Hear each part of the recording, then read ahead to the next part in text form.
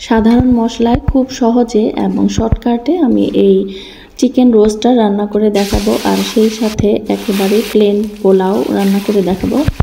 তো আমি শুধুমাত্র লবণ দিয়ে চিকেনের পিসগুলোকে মেখে এরপরে তেলে ভেজে নিচ্ছি। কড়াইটা একটু তেলে গরম করে নিয়েছি ভালো করে, যেন লেগে না যায়। তো সবগুলো চিকেন ভেজে নিলাম একটু ডিপ করে। আর এখানে একটু 1.5 কাপ কি 2 কাপ পরিমাণে পেঁয়াজ কুচি নিয়েছি। আমি ওখানে চিকেন নিয়েছি 2টা বড় সাইজের। তো পেঁয়াজগুলো এরকম ব্রাউন কালার করে ভেজে নিতে হবে, তাহলে রোস্টের কালারটা খুব সুন্দর হবে। তো এখানে আমি প্রায় 4 টেবিল চামচের মতো আদা রসুনের পেস্ট নিয়েছি। তো দিয়ে দিলাম একটু ঝাল হওয়ার জন্য লাল মরিচের গুঁড়া, 2 চা চামচ ধনিয়া গুঁড়া, দারুচিনি, এলাচি, আর এখানে দিয়ে দিলাম টক দই। টক দইটা অপশনাল, আর দুধ দিতে পারেন, দুধ দিলে খুব ভালো হয় ফ্লেভারটা। তেজপাতা দিয়ে দিলাম। দুধ তো সবার ঘরেই থাকে, হয়তো লিকুইড নয়তো গুঁড়ো দুধ, যে কোনো একটা দিলেই হবে, অথবা টক দই। আর এখানে দিয়ে দিলাম টোস্ট বিস্কুটের গুঁড়া, এখানে পাউরুটিও দেওয়া যায়। তো মশলাটা কিন্তু খুব ভালো করে ভেজে নিলাম।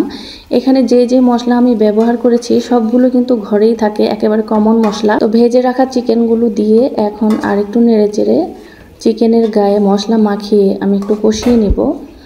এখন পরিমাণ মতো পানি দিয়ে দিব, চিকেনটা যেন সেদ্ধ হয় সেই পরিমাণ মতো। আবার বেশি সিদ্ধ হয়ে যেন চিকেনটা খুলেও না যায়, সেটাও খেয়াল রাখতে হবে। আর এইদিকে আমি পোলাওটা বসিয়ে দিচ্ছি। তেলে গরম মশলা তেজপাতা ছেড়ে দিয়ে সাথে সাথেই 20 মিনিটের মতো পোলার চাল ভিজিয়ে রেখে পানি ছেঁকে দিয়ে এখন আমি একটু ভেজে নিব।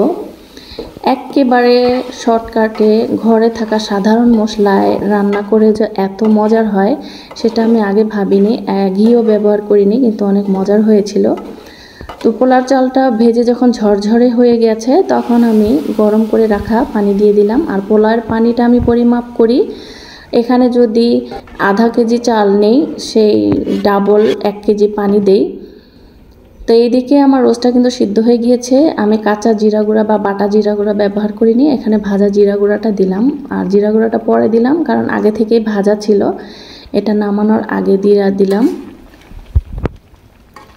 তো জিরাটা দিয়ে একটু ঢাকনা দিয়ে ঢেকে রেখেছিলাম। এখন একটু কাঁচামরিচ ব্যবহার করব। আমরা যেহেতু ঝাল পছন্দ করি আর আমাদের বাচ্চারাও কিন্তু ঝাল পছন্দ করে, সেজন্য একটু কাঁচামরিচ দিয়ে দিলাম। আর কাঁচামরিচটা দিলে এই রোস্টের ফ্লেভারটা একটু অন্যরকম হয়, আমার কাছে ভালো লাগে বা আমার বাচ্চারাও পছন্দ করে।